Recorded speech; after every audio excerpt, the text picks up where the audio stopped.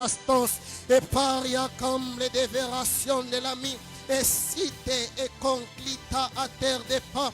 Eika kanite zinangoazi azenseva obrene cordivar de pas. J'aime as à terre de paix. J'aime teria à testa vie. Et la variation de la mérias de Vegas.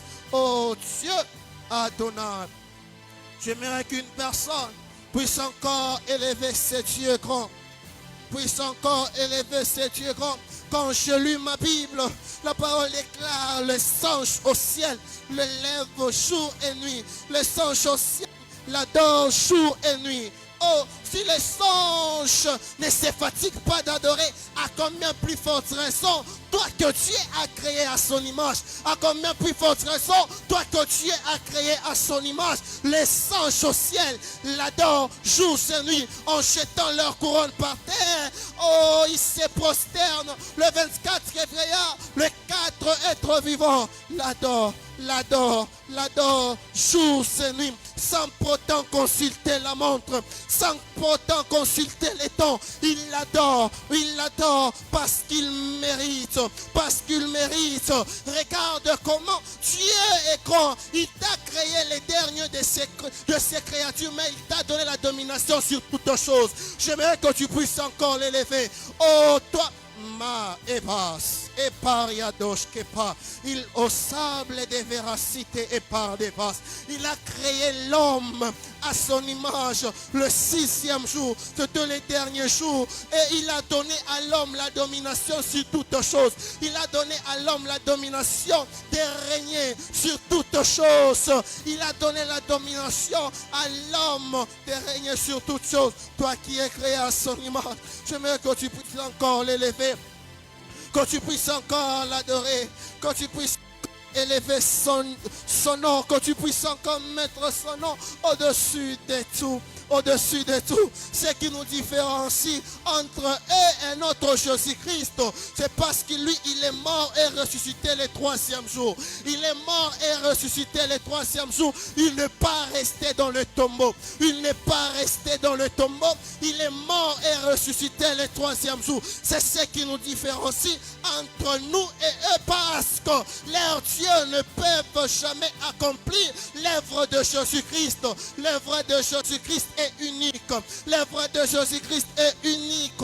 J'aimerais que tu puisses reconnaître cela, car par sa mort, tu as eu l'accès d'entrer au ciel. Par sa mort, les voiles ont été déchirés. Par sa mort, par sa mort, par sa mort. Donc si tu peux parler avec son Père, par sa mort, tu as la capacité, tu n'es plus limité. Oh Dieu, j'aimerais te dire une chose.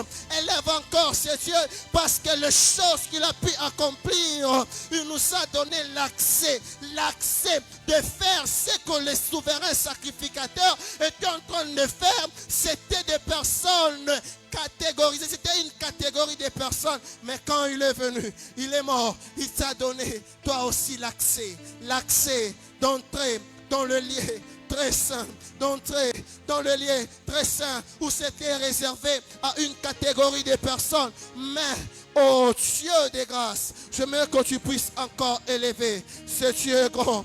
Élève ce Dieu grand. Élève ce Dieu grand. Peut-être que tu étais tombé malade, il t'a secouru. Peut-être que tu étais tombé malade, il t'a accordé la guérison. Mais oh Dieu de grâce, mais il y a certaines personnes, c'était juste le mot de tête, et ces personnes sont parties. J'aimerais que tu puisses encore l'élever. J'aimerais que tu puisses encore l'élever. J'aimerais que tu puisses encore l'élever. Dieu des grâces. Adonai.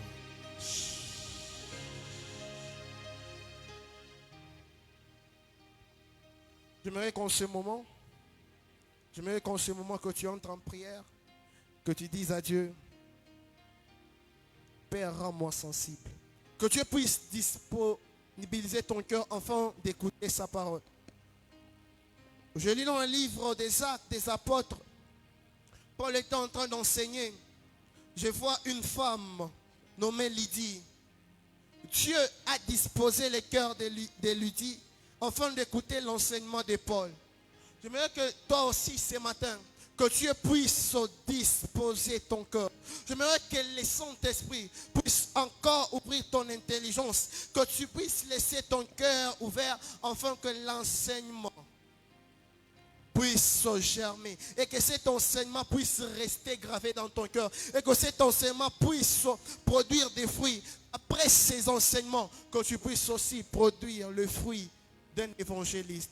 J'aimerais que tu puisses entrer en prière et parler à Dieu. J'aimerais que tu entres en prière, parle encore à Dieu. Dieu, les voici. Ouvre mon cœur. Ouvre mon cœur. Ouvre mon cœur. Je n'aimerais pas le faire comme d'habitude. J'aimerais que mon cœur soit disposé comme tu l'as fait avec Lydie.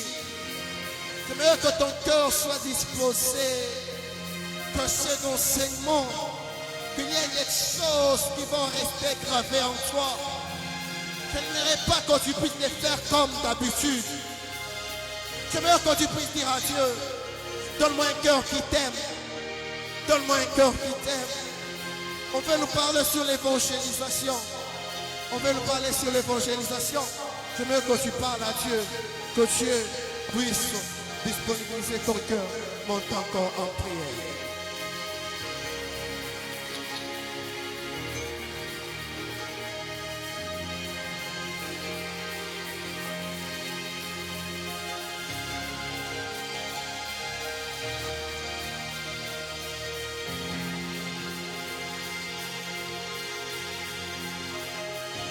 Merci Seigneur Jésus-Christ. Merci pour ta présence et ta grâce, pour ton amour et ton faveur. Au nom de Jésus-Christ. Amen. Amen. Nous voulons déjà passer à notre école de ministère que le pasteur Franck Nipali va ce matin. L'objectif, c'est que chaque chrétien puisse avoir le fardeau qu'avait Jésus-Christ. Ce fardeau était toujours d'annoncer la bonne nouvelle, et de sauver les âmes. Alléluia. Alléluia. D'annoncer la bonne nouvelle et de sauver les âmes. En tant qu'enfant de Dieu, je pense que papa a toujours dit cela. Au ciel, nous ne serons pas pardonnés parce que nous avons fait des miracles, parce que nous avons beaucoup parlé en âme, mais parce que nous avons gagné les âmes. Alléluia. Alors, c'est l'une des missions de chaque enfant de Dieu. Nous devons avoir ce fardeau. Le fardeau d'annoncer Jésus-Christ. Un jour, un grand évangéliste, Renard est maintenant dans la gloire. Il est en train d'annoncer et disait que son désir, c'est de voir l'enfer vite et le ciel rempli. Alléluia. Donc, lui, à chaque fois qu'il était le il disait que c'est au-dedans de lui. C'était l'envie de voir l'enfer vide et le ciel est peuplé. Aujourd'hui, bien aimé dans le Seigneur, lorsque vous regardez, une fois, je pense que j'ai décidé de mon chair. Avant de pouvoir exhorter, je vous avais posé la question. Dans la famille de qui il y a des païens. Alléluia. Je pense que dans nos familles, il y a des païens. Des cas compliqués. Toi-même, tu connais des cas compliqués de ta famille. Même ceux qui sont grandis, ils connaissent les cas compliqués de leur famille. Alors, c'est en tout cas. Oui. Il ne faut pas regarder les bébés. Alléluia. Mais c'est que j'aime bien avec Dieu. Les hommes peuvent te rejeter, mais lui, il cherche pour te sauver. Alors, ce matin, nous serons enseignés par le pasteur Franck Nipali. Hier, nous avons fait deux messages. Il a parlé beaucoup de ses intentions lorsqu'il est loin concernant les intentions plusieurs. Ça m'a fait énormément de bien. et ça m'a béni. Alors ce matin encore, nous serons enseignés par là où tu es. J'aimerais que simplement tu accueilles ta tête et nous adresses le Seigneur par notre cœur. Dépose en moi ce fardeau, le fardeau de parler de gagner les âmes, d'annoncer Jésus partout. Est-ce que pendant quelques minutes, tu peux commencer à prier? Prions pour Jésus de Nazareth. Pendant quelques minutes, tu commences encore à prier.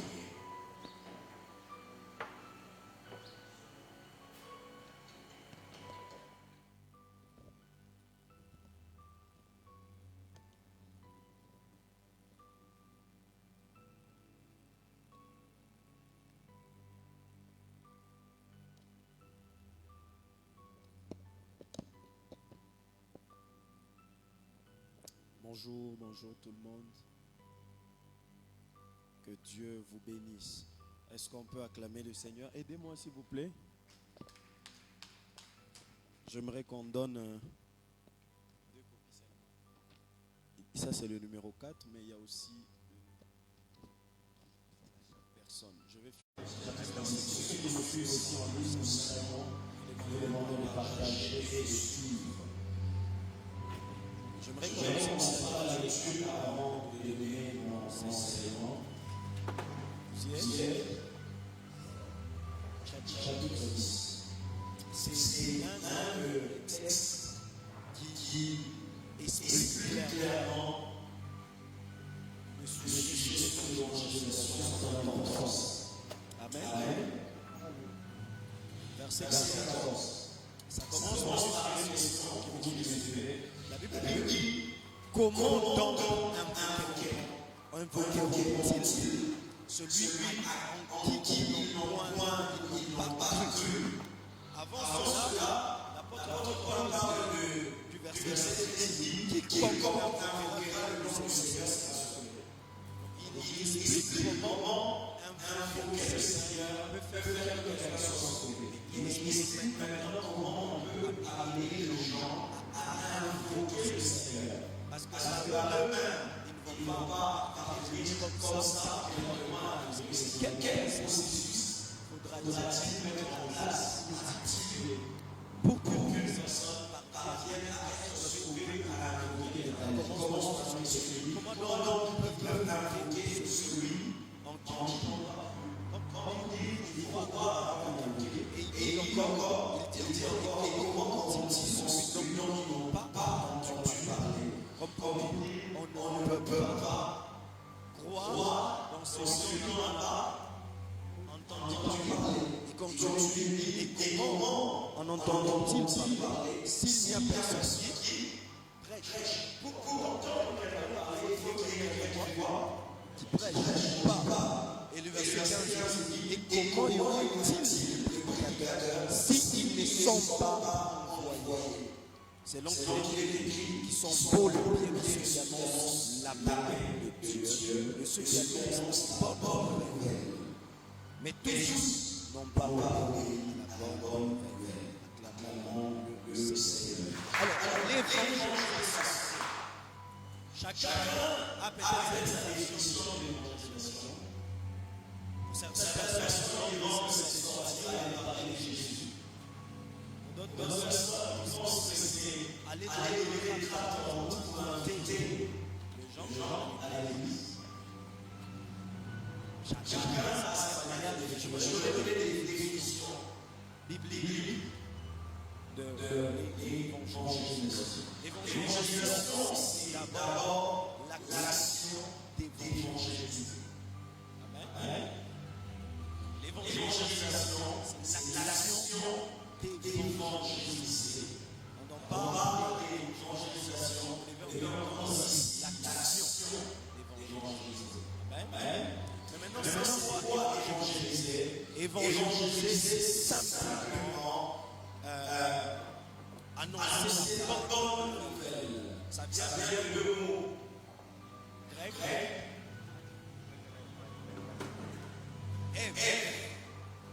Qui veut dire bon, bien. Et vous allez voir la deuxième partie du mot C'est un peu comme Angel. Ça vient du mot Angel. Ça fait référence à quelque chose que nous connaissons, mais à un nom que nous connaissons. Ange, n'est-ce pas? Or, le mot ange, ça veut dire quoi? Messager. Amen. Quand on parle d'ange, on parle de messager. La Bible, les anges sont des messagers de Dieu. Alors, le mot évangile vient de l'ensemble de ce mot qui est bien, bon et messager. Évangile.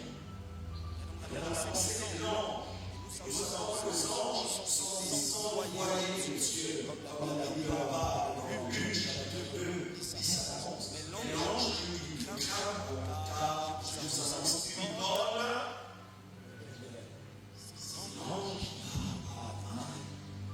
Alléluia. Alors, l'évangélisation, comme je l'ai dit, ou l'évangile, c'est donc annoncer la bonne nouvelle. C'est dans le sens d'aller faire parvenir à quelqu'un une bonne nouvelle, c'est plus une connotation de victoire hier.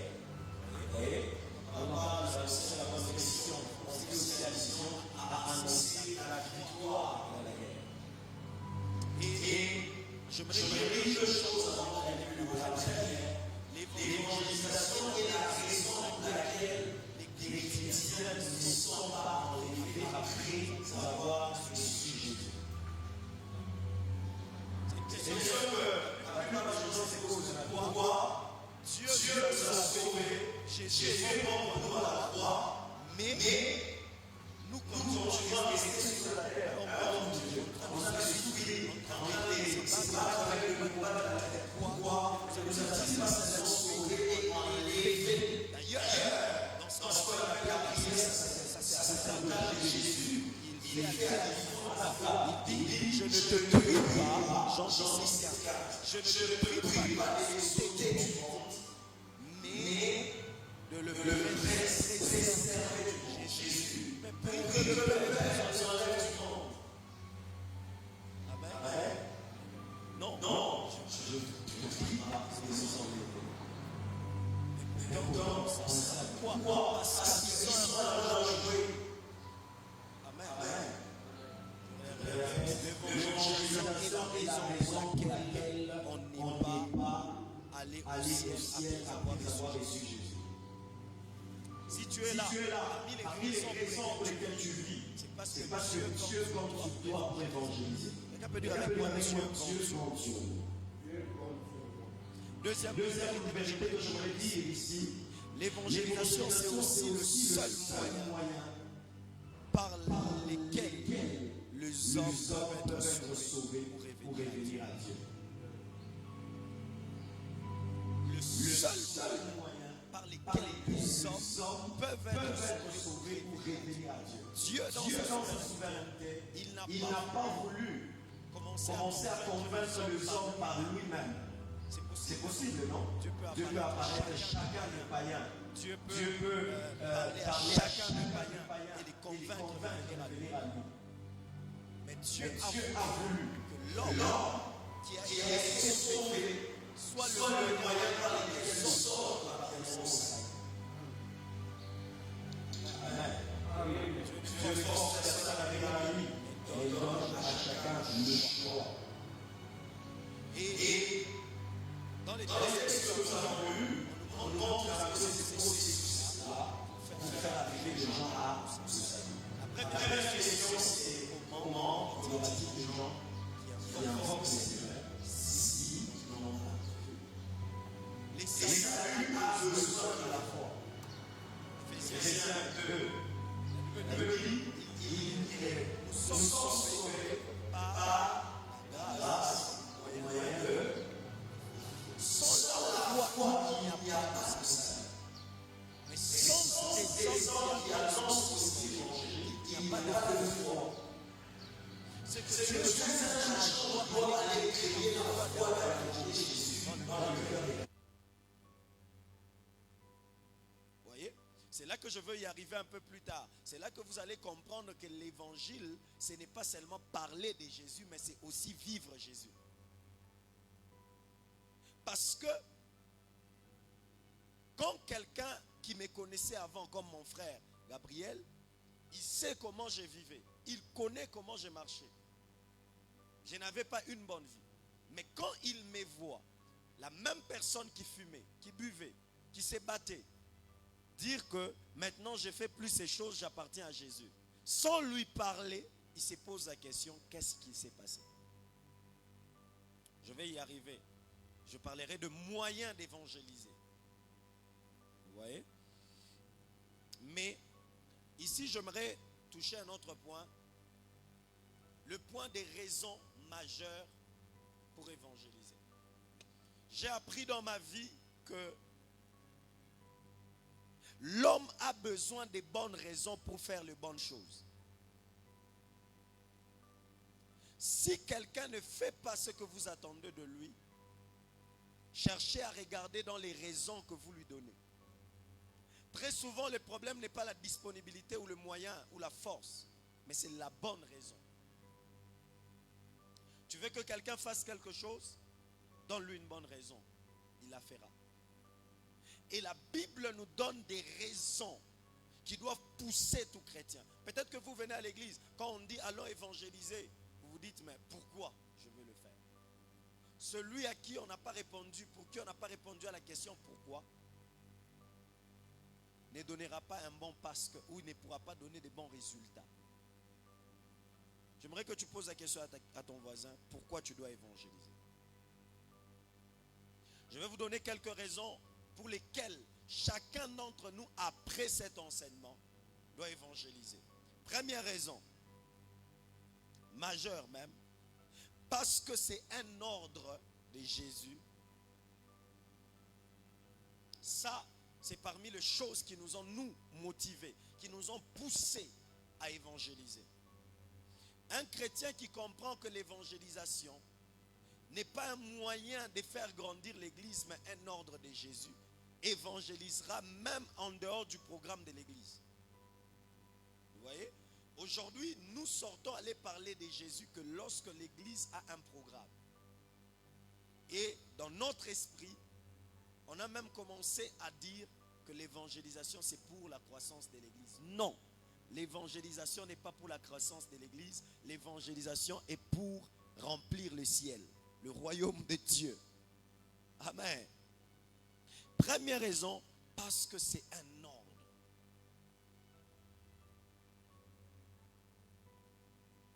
Amen. Matthieu 28, 19. Allez, à l'impératif. Faites de toutes les nations.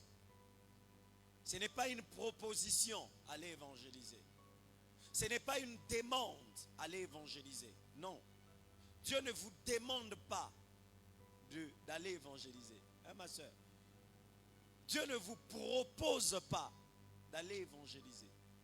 Dieu vous donne l'ordre d'aller évangéliser. Amen. C'est un ordre divin.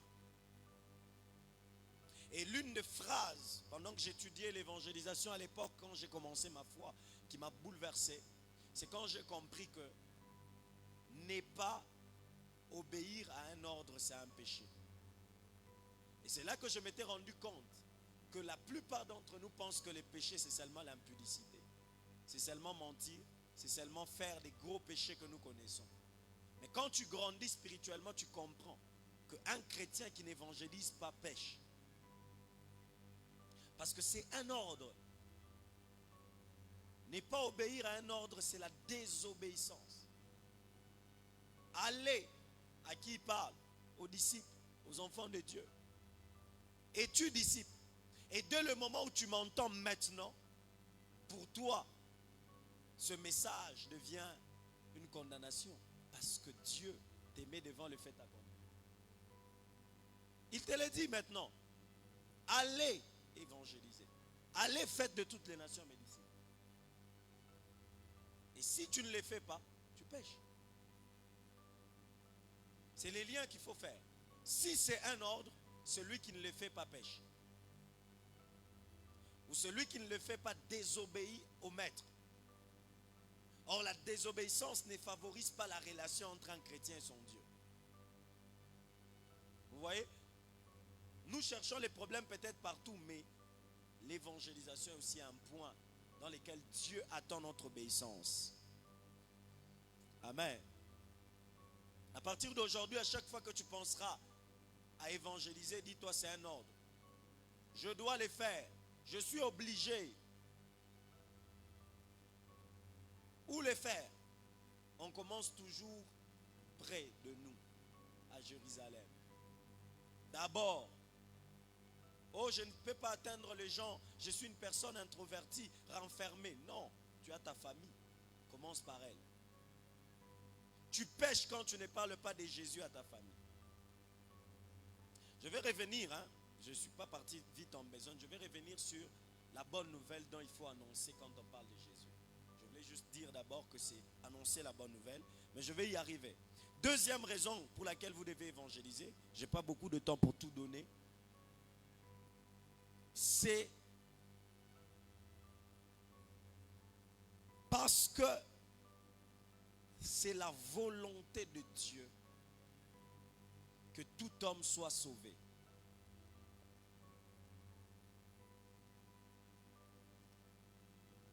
1 Timothée chapitre 2. La Bible dit, j'exhorte donc avant toute chose à faire de prières et des supplications, des requêtes, des actions de grâce pour tous les hommes, pour le roi et pour tous ceux qui sont élevés en dignité, afin que vous puissiez mener une vie de paix. Le verset 3. Cela est bon et agréable devant Dieu, qui veut que tous les hommes soient sauvés et parviennent à la connaissance de la vérité. Qu'est-ce que Dieu veut? Quelle est la volonté de Dieu? Que tous les hommes soient sauvés et parviennent à la connaissance de la vérité. Si la volonté de Dieu est de voir tous les hommes être sauvés, les chrétiens vivent pourquoi? Ils vivent pour accomplir la volonté de Dieu. Matthieu chapitre 6. Que ton règne vienne et que ta volonté soit faite sur la terre comme au ciel. Souvent quand nous parlons de ces versets, nous pensons à nous, à notre mariage, à notre ministère, à tout ce qui nous concerne. Mais dans la volonté de Dieu, il n'y a pas que ce que toi tu dois vivre. Il y a aussi ce qui les fait plaisir. Quand il dit que sa volonté soit faite sur la terre comme au ciel, il y a aussi ces versets. C'est quoi la volonté de Dieu? Que tous les hommes soient sauvés et parviennent à la connaissance de la vérité. Pourquoi tu dois évangéliser? Parce que c'est la volonté de ton Père. Et j'ai appris dans ma marche chrétienne que on touche le cœur de Dieu quand on devient celui qui accomplit sa volonté. Vous voyez? Dieu accorde des plus grandes responsabilités à ceux qui ont appris ou qui ont commencé à travailler pour sa volonté. Du reste, l'objectif de la vie, c'est quoi? C'est de vivre la volonté de Dieu. La volonté de Dieu, ce n'est pas que tu aies des maisons seulement, que tu aies des véhicules, que tu sois grand. C'est aussi que par toi, que celui qu'il voulait sauver soit sauvé. À l'université où tu es, la volonté de Dieu est qu'un ami soit sauvé. Une connaissance à toi soit sauvée. Au travail, c'est sa volonté. Mais imagine-toi que tu deviens la personne par laquelle la volonté de Dieu a été servie. La volonté de Dieu a été soulagée. Imagine. Quelle serait la joie de Dieu pour toi? Est-ce que quelqu'un me comprend? Dis avec moi, dès d'aujourd'hui, je vivrai pour la volonté de Dieu de sauver les âmes. La volonté de Dieu, ce n'est pas ce que souvent nous faisons, critiquer ceux qui vivent dans le péché. S'asseoir et parler en est de mal, en mal. Ah, tu as vu. On l'a engrossé. Tu as vu.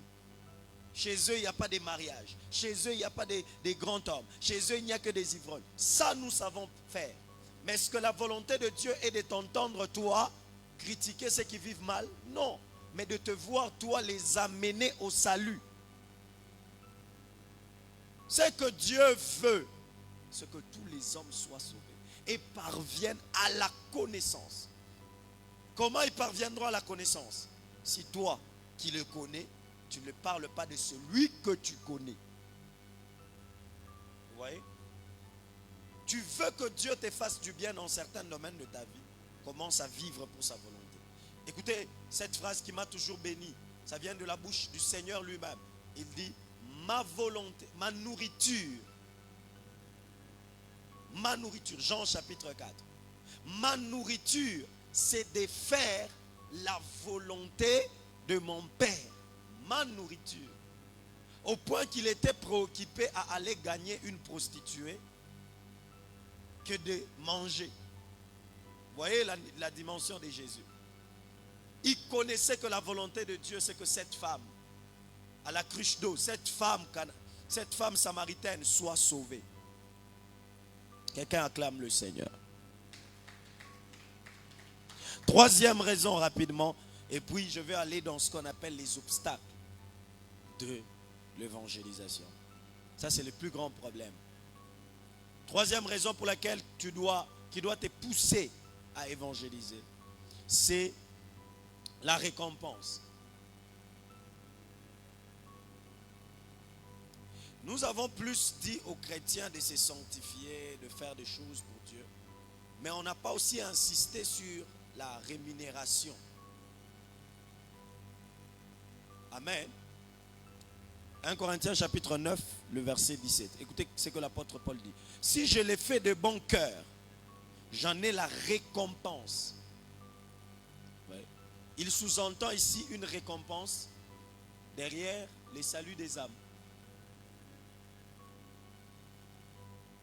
Les chrétiens qui est sauvé ne vit plus pour avoir encore les saluts, mais il commence à vivre, pour conserver les saluts, mais deuxièmement, pour avoir sa récompense. Quand vous marchez dans votre foi chrétienne, parmi les raisons même qui peuvent vous aider à vivre dans la sanctification, ça doit être la récompense qui nous attend.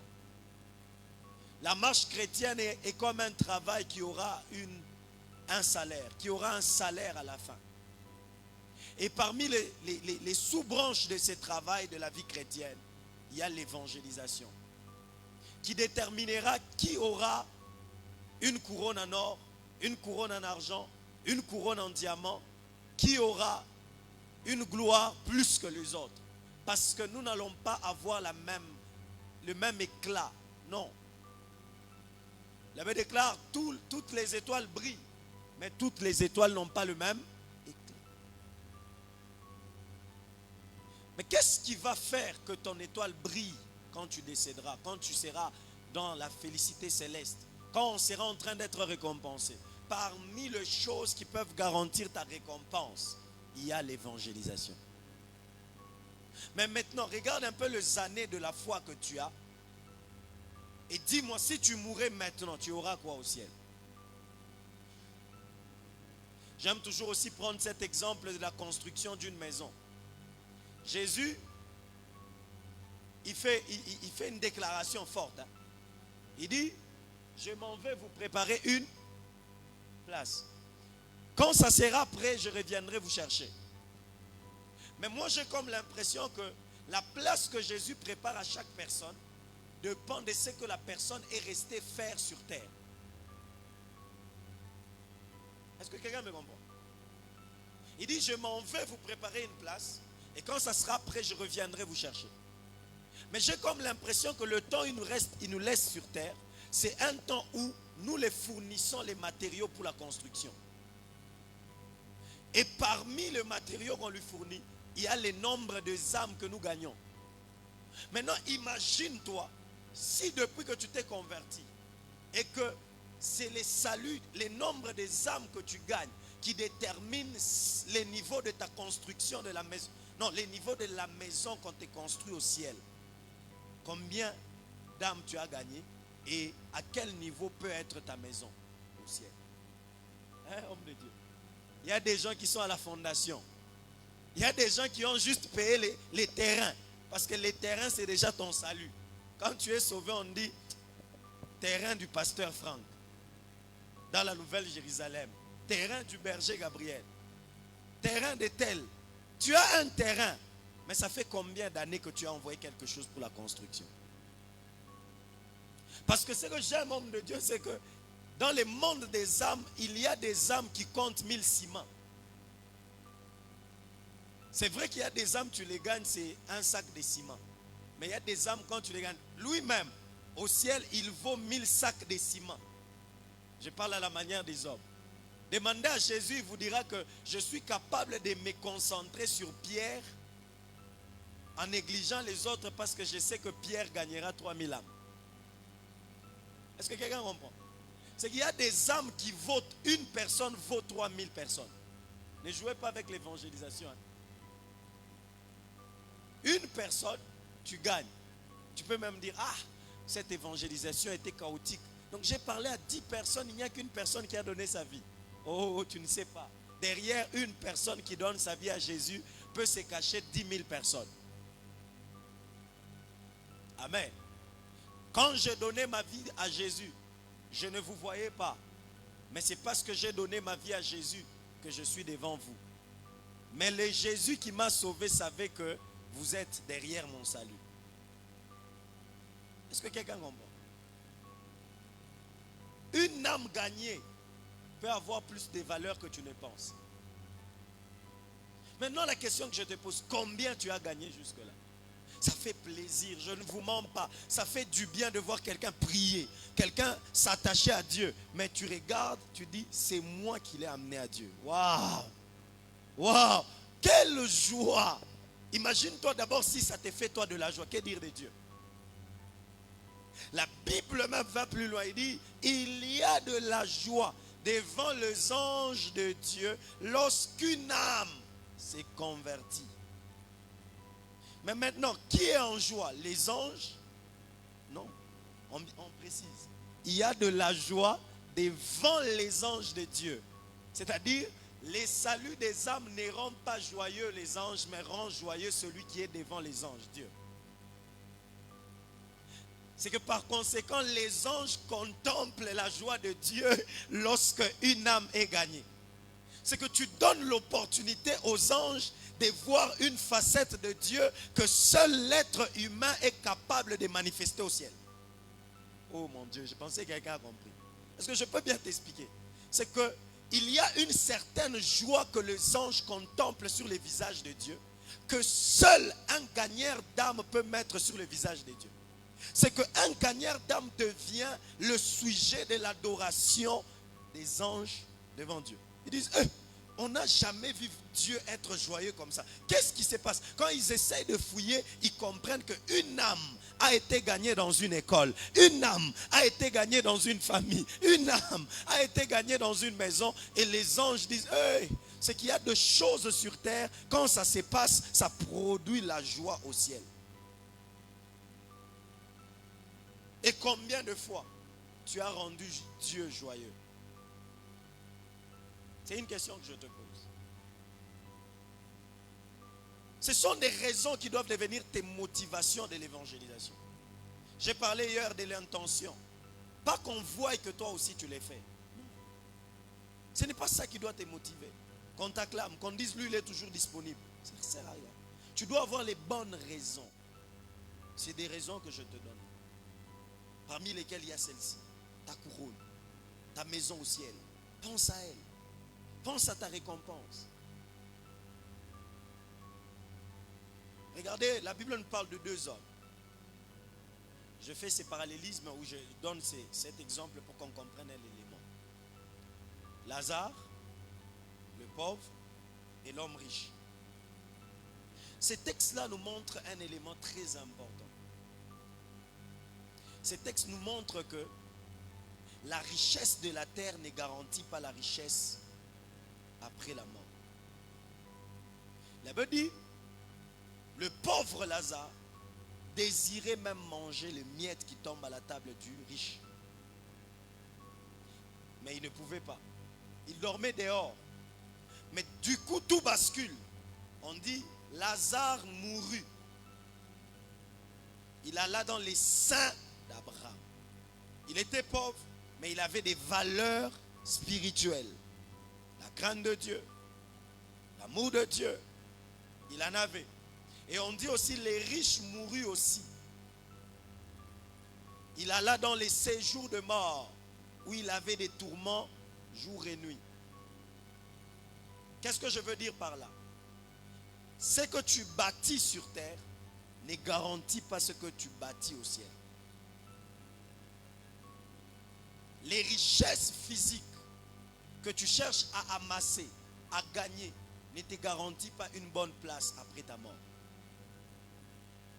Mais ce que tu fais pour Dieu et ta qualité de vie pour Dieu te garantit la qualité de vie que tu auras au ciel. Le pasteur Guy Aman, il dit, la place que tu donnes à Dieu sur terre dépend ou déterminera la place que lui te donnera au ciel. Est-ce que quelqu'un comprend? Les riches a donné de la place aux richesses sur terre, mais le pauvre a donné de la place à Dieu sur terre. Et quand tous demeurent, Dieu donne de la place aux pauvres au ciel, mais il prive de la place aux riches au ciel. L'évangélisation te permet d'avoir une bonne place au ciel. Parle de Jésus. Je passe rapidement parce que je sais que vous savez évangéliser. Vous savez parler de Dieu. Mais le plus grand problème, c'est les obstacles. Homme de Dieu, j'ai rencontré des hommes et des femmes qui voulaient évangéliser. Mais le plus grand défi, c'était les obstacles. Qui aime évangéliser? Nous aimons tous évangéliser. Mais nous n'arrivons pas tous à évangéliser. Pour les raisons, je m'arrête là, mais j'aimerais toucher pour gagner le temps. Les obstacles de l'évangélisation. C'est-à-dire les choses qui sont un frein, qui sont une barrière, qui sont un mur à la vie de l'évangélisation chez les chrétiens. J'ai subdivisé cela en 3 parties. Premièrement, j'appelle le premier obstacle les obstacles intérieurs. Ça, c'est dans l'homme lui-même. Premier obstacle intérieur. La plupart des gens n'évangélisent pas parce qu'ils ont peur.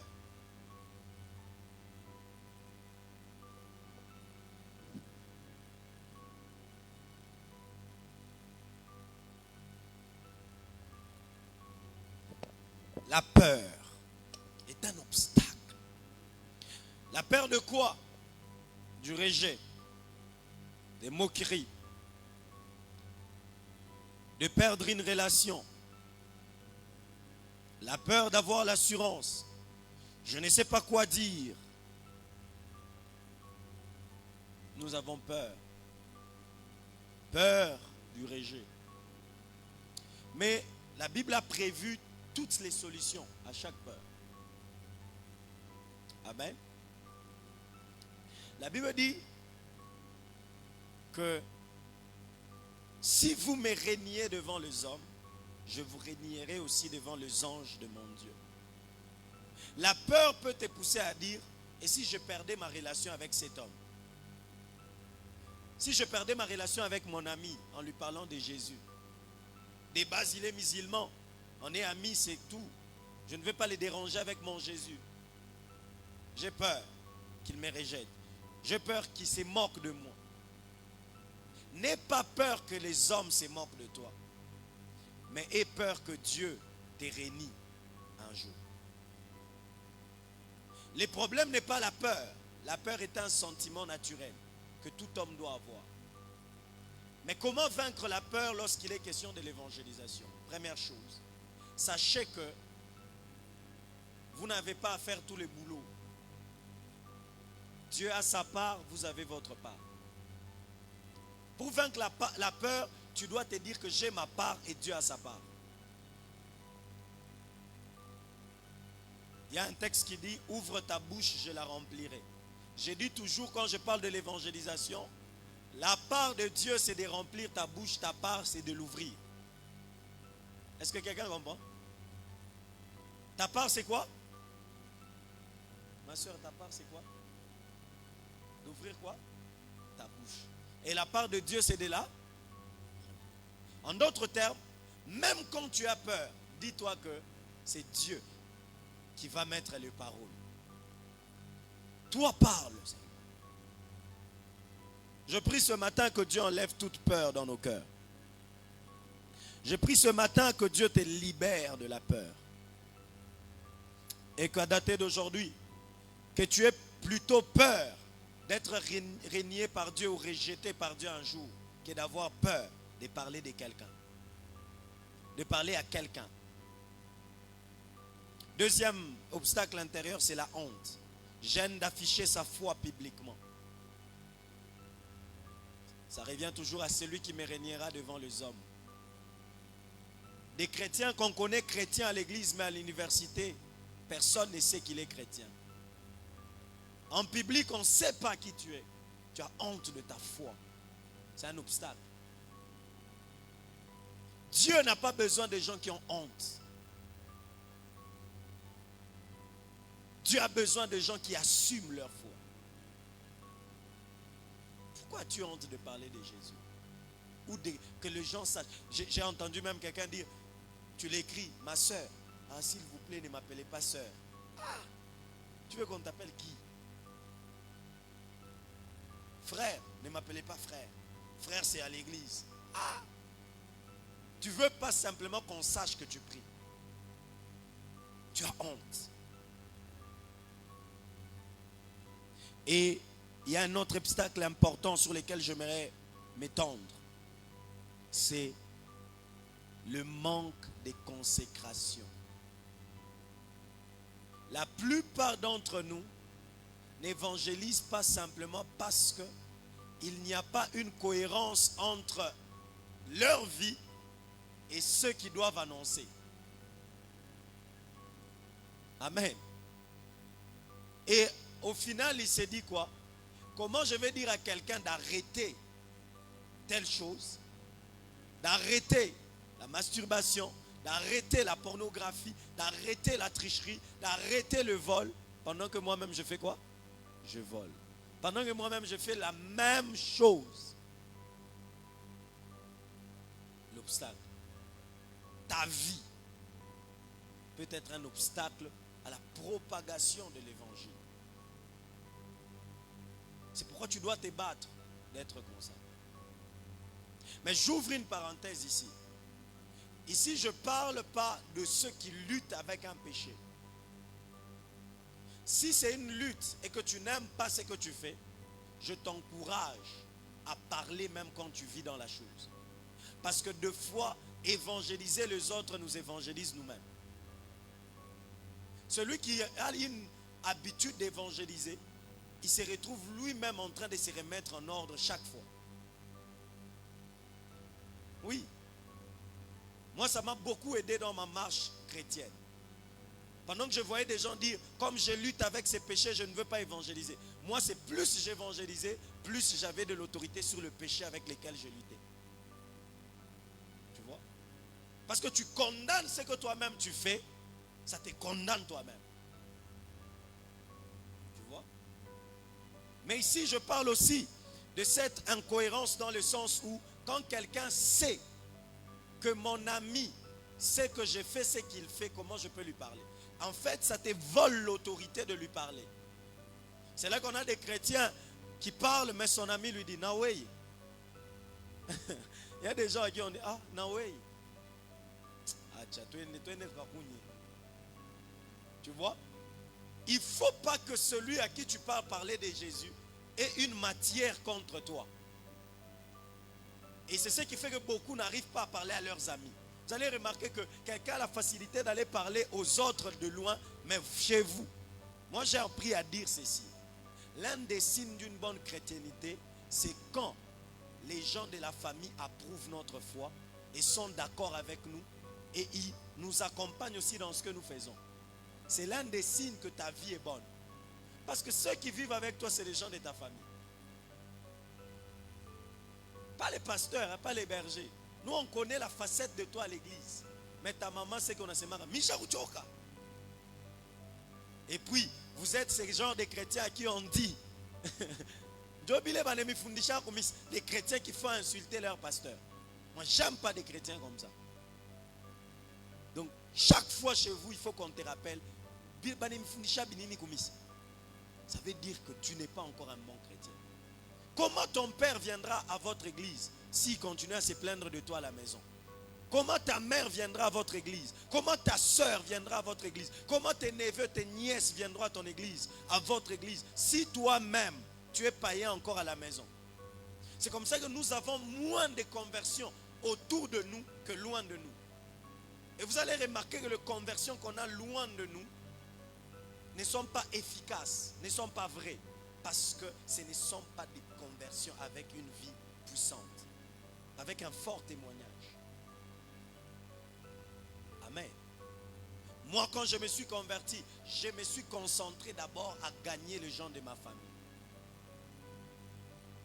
Aujourd'hui, ma mère prie dans mon église. Mes soeurs prient dans mon église. J'ai amené mon frère qui était là hier. Aujourd'hui, il est prophète. Un très bon prédicateur. Mais je l'ai amené à Christ. Qu'est-ce qui l'a convaincu? S'il me voyait aller à l'église et vivre encore comme lui, parler comme lui, il n'allait pas croire à mon Jésus. C'est pourquoi j'ouvre cette parenthèse que j'avais, ces points que j'avais dit que je vais épingler. Votre qualité de vie devient votre première manière d'évangéliser. Avant même que vous n'ouvriez votre bouche, votre vie doit évangéliser. Mais qu'est-ce que ta vie dit à ton entourage? Qu'est-ce que ta vie dit à ta famille? Qu'est-ce que ta vie dit?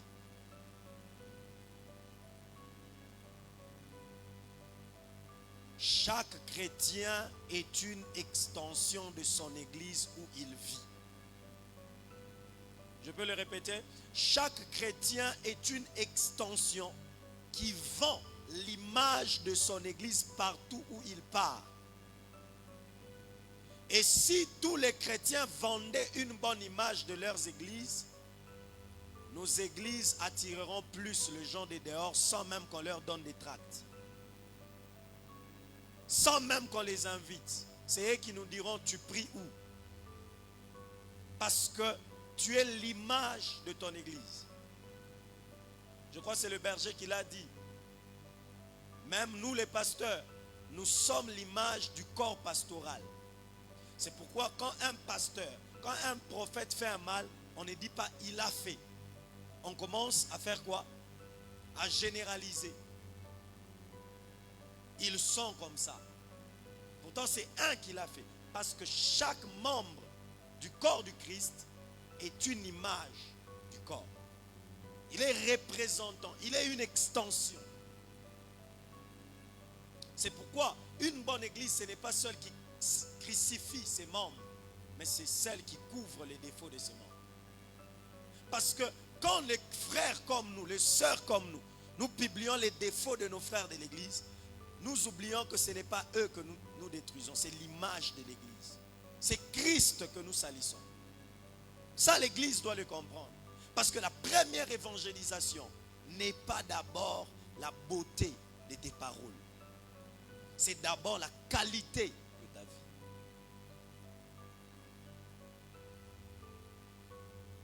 On n'est pas chrétien par ce qu'on dit. On est chrétien par ce qu'on fait. Je vais bien le dire. Par ce qu'on fait. On n'est pas chrétien par ce qu'on dit, mais on est chrétien par ce qu'on est. C'est parce qu'on est comme Christ qu'on nous appelle chrétien. Pas parce qu'on fait ou parce qu'on parle comme Christ. Est-ce que je peux bénir quelqu'un? Les jours où Pierre a parlé comme Christ, il a renié Christ. Mais les jours où Pierre est devenu comme Christ, il a été prêt à aller mourir pour Christ. Cette femme dit, tu es aussi avec eux parce que tu parles comme lui. Mais Christ a dit, je ne le connais pas. Pierre a dit, je ne le connais pas. Il a fait même des imprécations. Tu parles comme lui, mais lui dit, je ne le connais pas. Mais après la chambre haute, Pierre est devenu comme Christ. Quand on vient lui dire, ne prêche pas en son nom, il dit, dites-nous s'il faut obéir à Dieu ou aux hommes. Quand il parlait comme lui, on ne voyait pas le Christ en lui. Mais quand il est devenu comme lui, il a été prêt de mourir pour lui. Vous n'êtes pas chrétien parce que vous vous habillez comme un chrétien. Vous n'êtes pas chrétien parce que vous parlez comme un chrétien. Vous n'êtes pas chrétien parce que vous venez à l'église. Vous êtes chrétien parce que vous avez accepté que la vie de Jésus devienne votre vie. Vous avez renoncé à la vôtre afin de lui laisser prendre la place de votre vie. Si je vis, ce n'est plus moi qui vis, mais c'est Christ qui vit en moi. Tu veux être efficace dans l'évangélisation, sois cohérent.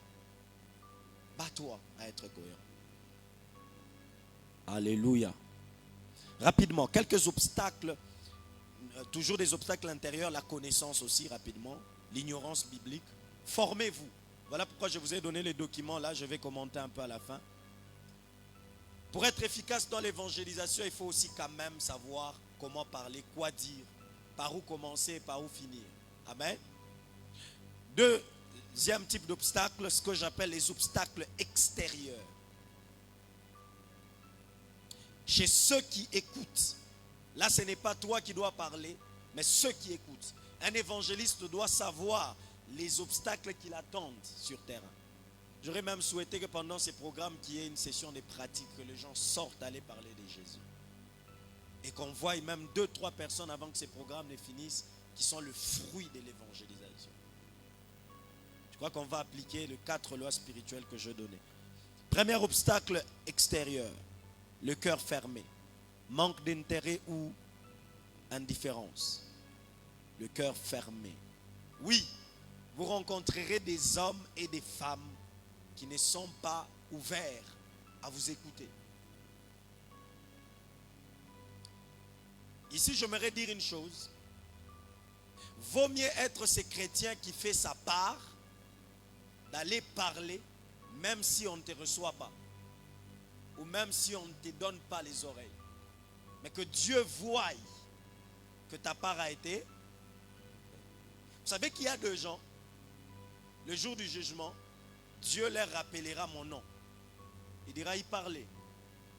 Il t'avait arrêté. Tu avais dit que tu es pressé. Au moins, lui, il a fait sa part. Tu vois? Sois au moins celui qui fait toujours sa part. Il y aura toujours des hommes qui ne vont pas te laisser leur parler. Qui ne donneront pas de l'intérêt à tes paroles.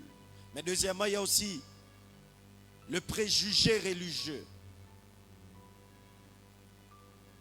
Nous rencontrons aussi les obstacles religieux. Des gens qui ont leur connaissance. Je suis musulman, moi mon Jésus ne m'intéresse pas. Vous les rencontrerez. Il y aura des obstacles religieux où quelqu'un sera basé sur ses idées, ses pensées et sera catégorique. Vous devez vous attendre à cela. Troisièmement, les blessures, mauvaise expérience avec des croyants ou des églises.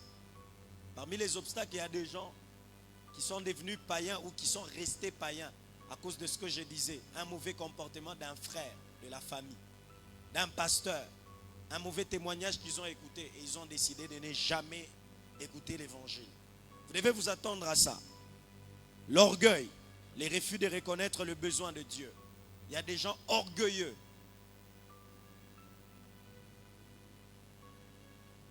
Vous les rencontrerez.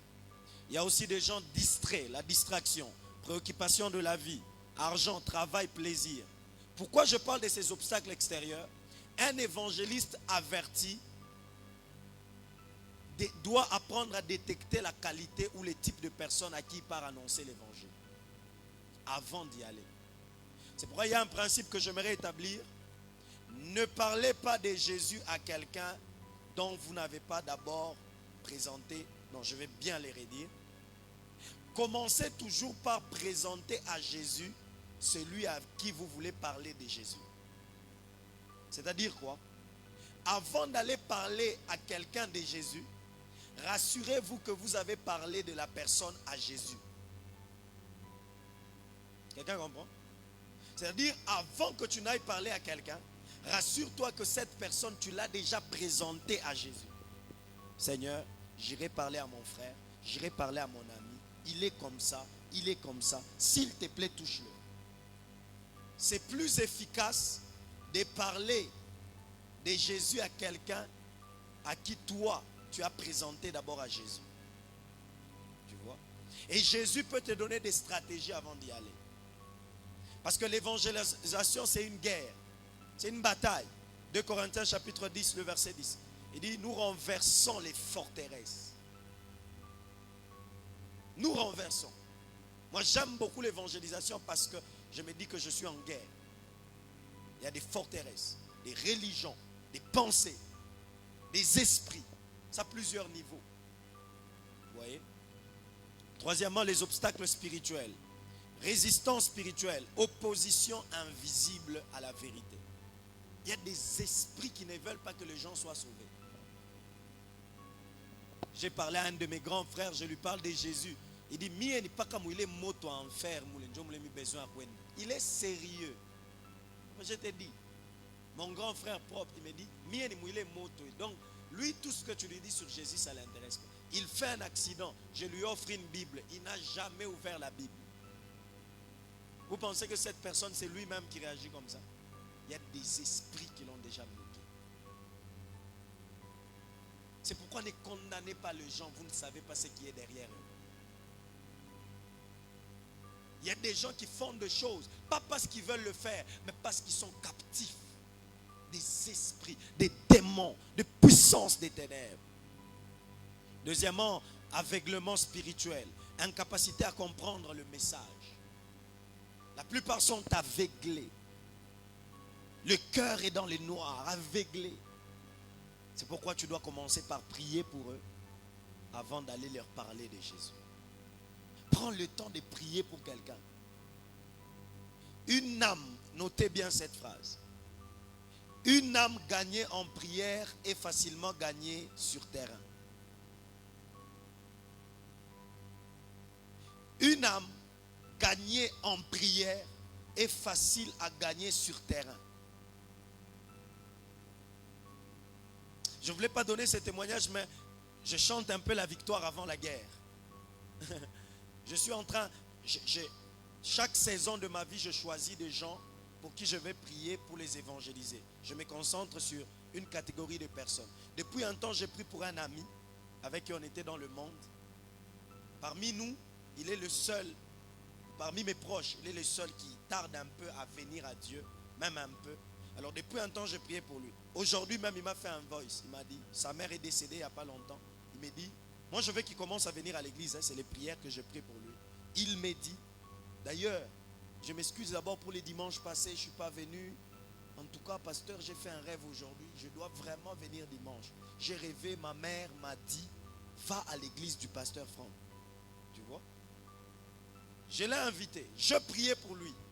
Mais la prière a commencé à agir de soi-même. Sa mère venait dans mon église quelquefois. Si une personne qui, c'est l'image certainement que Dieu a utilisée, qui compte pour lui, commence à entrer dans son rêve, c'est que le problème devient sérieux. Mais qu'est-ce qui a activé cette dimension où sa mère, qui est déjà décédée, peut entrer dans son rêve pour l'envoyer à l'église? C'est la prière.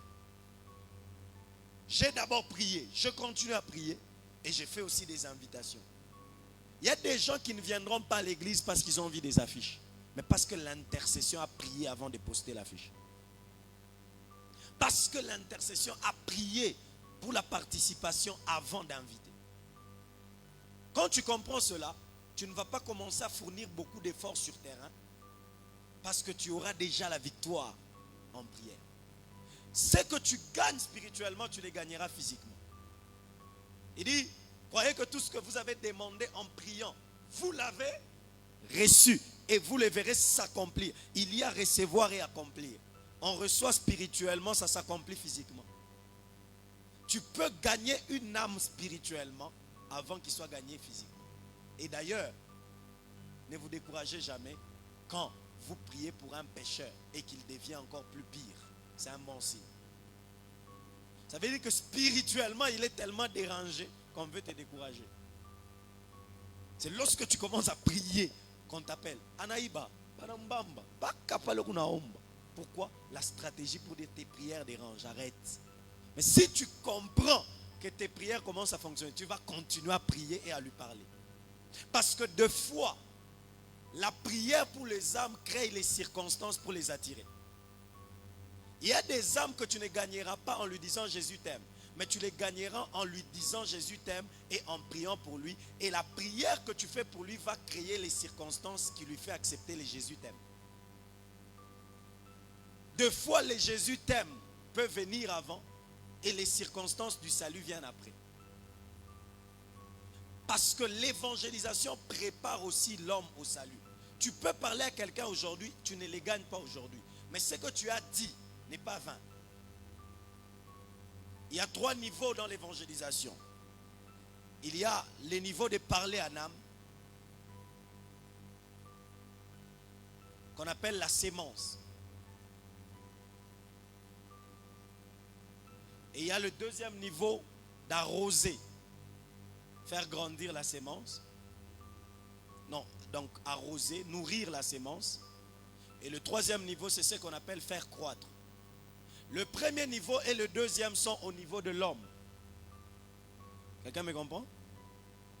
Dites-vous qu'à chaque fois que vous parlez à quelqu'un de Jésus, c'est une sémence que vous sémez. Amen.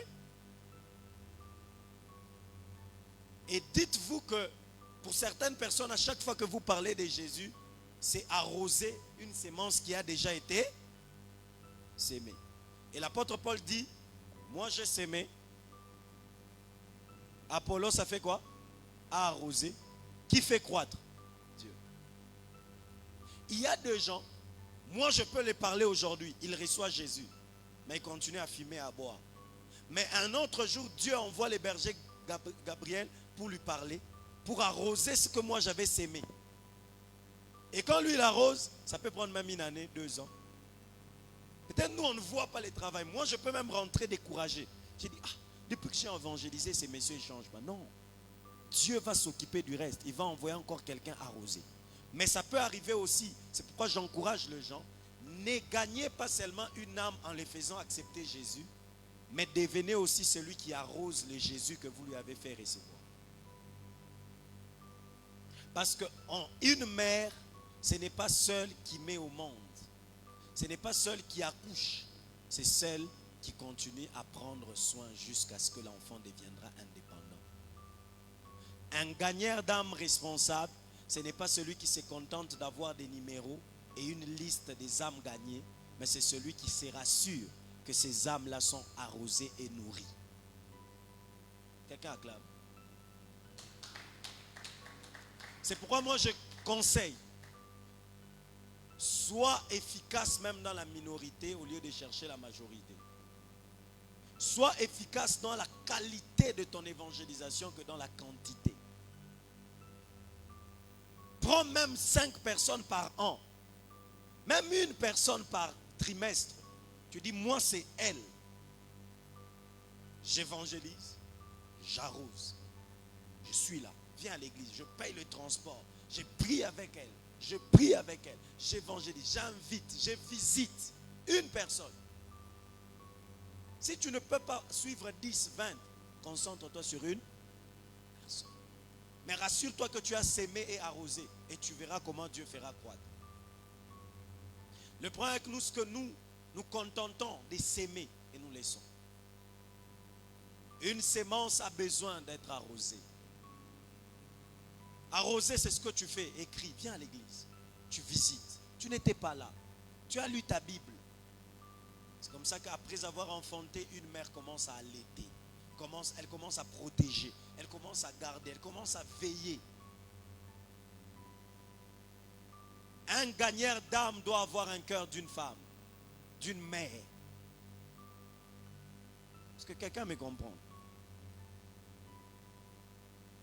Troisième obstacle, c'est les combats intérieurs. Je ferme la parenthèse là. Lutte entre conviction et refus. Quand vous évangélisez, il y a un combat intérieur. La personne dit, est-ce que je dois accepter ou refuser? Retenez ceci, l'évangélisation n'est pas seulement intellectuelle, elle est aussi spirituelle. Pour finir, quatrième type d'obstacle, les obstacles culturels et sociaux. Je ne vais pas trop m'arrêter ici. La pression sociale. Quelqu'un peut peur d'être rejeté par la famille ou la communauté. Quelqu'un peut refuser de donner sa vie à Jésus. Je connais des gens qui ne veulent pas suivre Jésus parce qu'on les a dit, si tu changes d'église, tu n'iras plus à l'école. Si tu quittes l'église catholique, on ne va pas payer pour toi. Mais j'ai vu des gens prendre ces risques-là, Dieu les a pris en charge. Je connais une âme que j'ai gagnée à UPEL, catholique, fervent. Quand il décide de quitter, son père et sa mère ont refusé de lui payer les études. Quand on refuse de lui payer les études, il continue à prier Dieu. Mais parce que sa foi était vraie, les parents ont regardé. Entre garder notre enfant catholique, mais qui boit, qui fait des choses pas bien, et garder notre enfant qui embrasse une autre foi que nous ne voulons pas, mais qui l'a changé. Vous voyez? Les problèmes avec beaucoup d'entre nous, les parents ont raison de continuer de refuser de vous payer les études parce qu'ils voient que vous avez simplement changé d'église. De l'église catholique au pentecôtisme, mais l'impudicité ne s'arrête pas, l'impolitesse ne s'arrête pas. Mais si les parents qui étaient au départ, qui n'étaient pas au départ d'accord de payer les études pour leurs enfants, mais plus tard, eux-mêmes reviennent, ils disent viens, on va payer pour toi. Ils ont tout payé. Aujourd'hui, ils ont gardé une bonne relation avec sa famille. Pourquoi? Parce que la qualité de vie que Jésus lui a donnée a fini par convaincre sa famille en disant certainement que c'est lui qui a suivi un bon chemin. Est-ce que quelqu'un comprend? Mais il y a ces obstacles-là. Je suis né dans une famille musulmane. Je suis né, on va me rejeter. La différence culturelle, langage ou approche mal adaptée. Des fois, ce qui nous empêche d'évangéliser, c'est tu es un anglophone, tu ne sais pas parler anglais. Tu vois? Ça peut être un obstacle. Alors, j'aimerais finir. Là, dans vos mains, vous avez un exemple de 4 lois spirituelles. Je vais vous laisser poser quelques questions pour gagner le temps. J'ai dit l'essentiel. 1 Corinthiens chapitre 15, c'est le verset 1 à 3 ou à 4. C'est là que vous allez trouver c'est quoi la bonne nouvelle. La bonne nouvelle que nous prêchons, ce n'est pas que les gens viennent à Jésus pour qu'ils payent des véhicules ou qu'ils soient mariés. La bonne nouvelle, c'est que Jésus-Christ est mort et ressuscité. Il vit à la gloire à la droite de Dieu, le Père. Amen. Donc la bonne nouvelle, c'est que Jésus est mort pour nos péchés et qu'il est ressuscité pour nous donner une nouvelle vie, une nouveauté de vie. Alors, là-bas, vous avez ce que j'appelle les 4 lois spirituelles.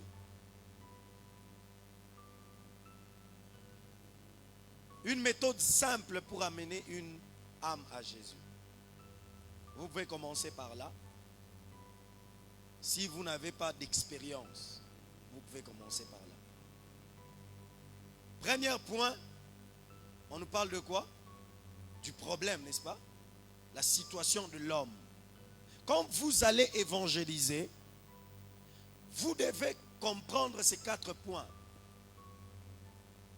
Le premier, c'est qu'il y a un problème qui nous pousse à aller évangéliser, que j'appelle la séparation de l'homme et son Dieu. Je peux avoir aussi les documents là que je vous ai donnés. Vous voyez, on montre une image là-bas.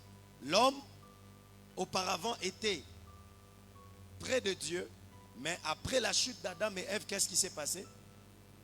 Il y a une séparation qui a été créée par le péché. Amen. Ça, c'est 4. Les 1 sont. Il y a 1. Mais vous avez donné aux gens les 1, non? Donnez-moi mon sac. Tout le monde a 1 et 2.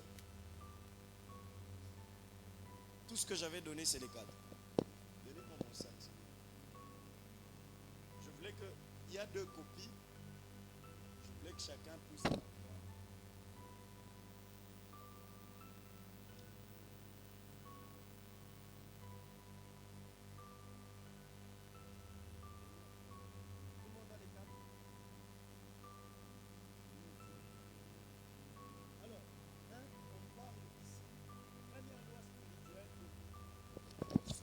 Première loi spirituelle de l'évangélisation, c'est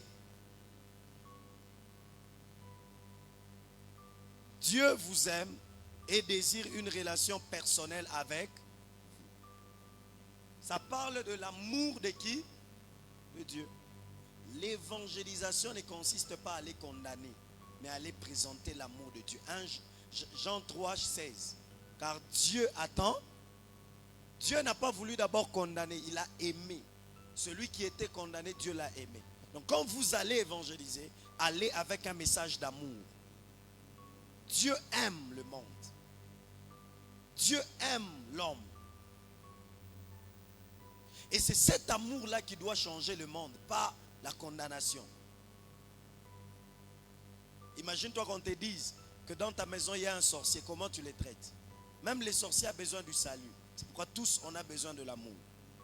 On dit ici, il veut vous offrir son amour, sa paix et une vie nouvelle abondante. Il y a des versets là-bas qui présentent l'amour de Dieu.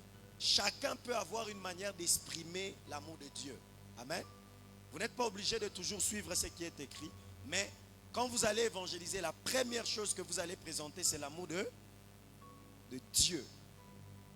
Mais maintenant, pour rendre l'amour de Dieu important, pour donner de la valeur à l'amour de Dieu, il faut parler du deuxième point qui est quoi? Cette relation n'est pas possible car l'homme est séparé de Dieu à cause de son péché. Dieu aime. Dieu veut vivre avec l'homme. Il veut donner à l'homme une vie de paix et de joie. Une vie en abondance. Mais ce n'est plus possible. Pourquoi? Parce qu'il y a une séparation entre l'homme et son Dieu. À cause de quoi?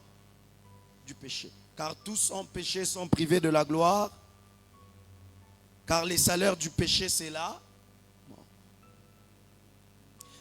Maintenant, regardez ce qui est important. Dieu t'aime, mais regarde, tu ne peux pas vivre et bénéficier de son amour. Parce que quand tu dis à quelqu'un Dieu t'aime, tu peux sous-entendre des questions. S'il m'aime, pourquoi mon père est mort pendant que j'avais 3 ans? S'il m'aime, pourquoi le monde? Pourquoi? Il peut te poser plusieurs questions. C'est là que tu dois ressortir le deuxième point qui parle du péché de l'homme. Ce que l'homme vit aujourd'hui, c'est la conséquence de ce péché. Regarde dans l'état où tu es. Là, le deuxième point consiste à présenter à l'homme son état. Dieu t'aime, c'est vrai. Mais il t'aime comment? Tu es comment? Dieu peut même te donner les péchés chéris de la personne par la parole de connaissance. Dieu peut même te révéler. Amen. Tu peux citer les choses claires et à la fin il te dit tout ce que tu disais c'est ma vie. Dieu t'aime, mais comment tu vis? Et pourquoi tu vis comme ça? Pas parce que tu le veux, parce qu'en toi il y a une nature pécheresse que tu as héritée. Tu lui fais comprendre le deuxième point. Il y a une image de l'homme pécheur et Dieu de l'autre côté. Le pont a été brisé par le péché. Amen. Et tu lui expliques comment. Tu peux même prendre un exemple. Beaucoup de gens aujourd'hui, dans les secrets, luttent avec la masturbation, avec la pornographie, avec les péchés, plusieurs péchés. Mais pourquoi ils luttent? Parce que l'homme ne peut pas s'affranchir lui-même. Son état ne le permet pas. En d'autres termes, chaque homme a besoin de reconquérir Dieu, d'aller vers Dieu. Mais on n'y arrive pas. C'est comme ça qu'il y a le troisième point. Tu lui présentes quoi maintenant? Dieu lui-même. En d'autres termes, tu lui fais comprendre que toi, tu ne peux pas aller vers Dieu. Mais Dieu est déjà venu vers toi par Jésus. Car Dieu a tant aimé le monde. C'est là que tu enfonces encore le clou pour le toucher. Tu lui parles de l'amour de Dieu. Tu lui fais comprendre comment Dieu aime, comment Dieu a envoyé son Fils. 2, tu lui dis, mais regarde ton état. Un Dieu qui t'a aimé malgré que tu filmes, malgré que tu fais, malgré. Mais maintenant, comment tu peux vivre son amour? Lui-même a prévu une solution. Je peux les dire encore autrement. L'évangélisation, c'est comme une consultation médicale. Un médecin ne peut pas te donner un médicament sans t'avoir consulté. Il te consulte, il te dit, voilà, tu as tel problème. Pour ce problème, il faut prendre tel médicament. C'est parce qu'il t'a convaincu sur le problème que tu vas accepter la solution. L'évangélisation, c'est l'art d'aller convaincre quelqu'un qu'il a besoin de Dieu. Quelqu'un comprend? Par son amour, par l'état de l'homme. L'amour de Dieu, l'état de l'homme qui a besoin. Tu dois lui faire comprendre son besoin ultime de Dieu. Parce que un homme malade ne prend un médicament que parce qu'il est convaincu du problème de santé qu'il a. Ça peut s'aggraver, tu peux mourir, tu peux. Et il dit, je dois nécessairement prendre ces médicaments. Alors tu dois trouver les mots pour aller convaincre quelqu'un qu'il a besoin de Dieu. Et la solution, c'est Dieu pour lui. C'est ça le troisième point. Dieu lui-même nous a donné une solution, Jésus-Christ. Dieu peut même te donner une parole de connaissance. N'est-ce pas que hier, c'est la énième fois que tu es tombé dans tel péché. Et quand tu te relèves, tu pleures toujours. Tu n'arrives pas. Tu en as parlé aux hommes, mais tu n'arrives pas. Est-ce que tu as déjà essayé Jésus? Tu vois un peu? C'est concret. Tu as déjà tout essayé. Tu as pris des décisions. Tu as suivi des vidéos YouTube qui disent comment arrêter de fumer, comment arrêter de faire, comment arrêter l'impudicité. Tu n'arrives pas parce que tu as une nature qui ne te permet pas. C'est là que tu peux même renchérir avec ton témoignage. Regarde-moi, j'étais ça. On m'a même arrêté, on m'a même fouetté. Je n'ai pas changé. Mais quand j'ai rencontré cet homme de Jésus, il est entré dans ma vie. Je n'ai plus forcé. Il m'a changé. Amen. Et on dit quelque chose de très important. Il ne suffit pas de présenter Jésus comme solution. Imagine-toi que je te dise, pour ta maladie, c'est tel médicament qui est important.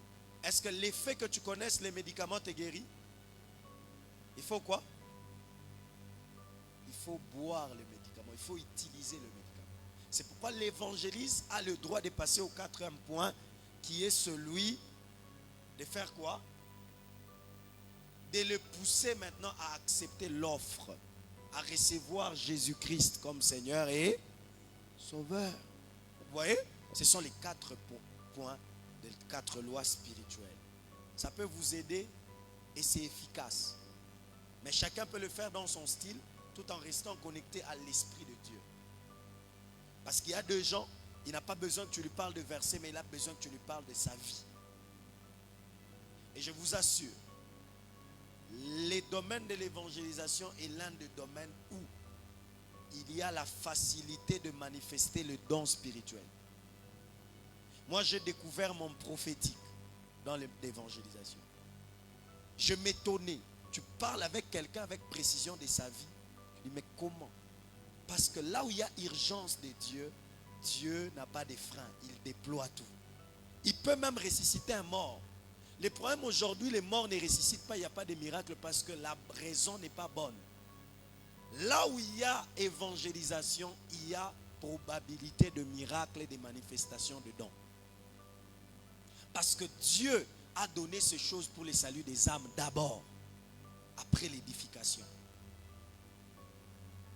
Dieu sait que si un malade guérit, ce malade va arrêter de boire, va arrêter de fumer.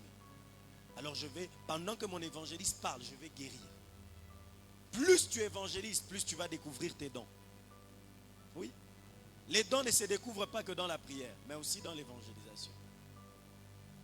Amen. Est-ce qu'on peut acclamer le Seigneur? Je m'arrête par là. On va prendre des questions. S'il y a des questions aussi en ligne, on va répondre rapidement. Nous allons passer à la session de... Je mérite que vous vous sentez libre de poser des questions. Peut-être tu as déjà eu une expérience dans l'évangélisation, tu as déjà eu des difficultés sur terrain, ou soit tu ne parviens même pas peut-être à le faire. Alors j'aimerais que tu peux même dire, tu peux même poser des questions face à ta famille. Comment y parvenir? Tu vois, tu as un frère compliqué, un père compliqué. Comment est-ce que tu peux parvenir à parler de cette personne? Quels sont les ABC d'un début de l'évangélisation? J'aimerais que nous puissions essayer de poser ces questions. Alors nous allons prendre 3 à 4 questions et nous allons clôturer. Y a-t-il des questions? Il y a une question.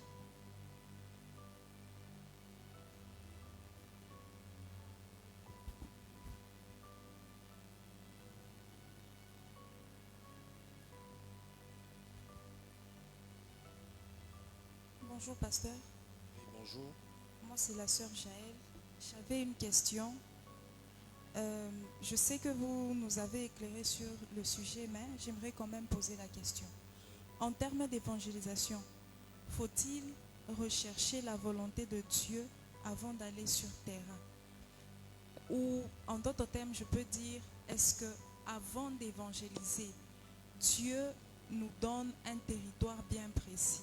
Je prends un exemple. Si par exemple, de moi-même, j'ai besoin d'aller évangéliser les prostituées, il faut que je risque ou il faut d'abord que je cherche la volonté de Dieu avant de me lancer?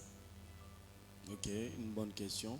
Et la deuxième question, c'est, à part, comme stratégie, à part le fait de présenter une âme auprès de Dieu, y a-t-il d'autres stratégies que vous, personnellement, vous pouvez nous proposer? Parce que je sais qu'il y en a peut-être beaucoup selon chacune des vies et tout.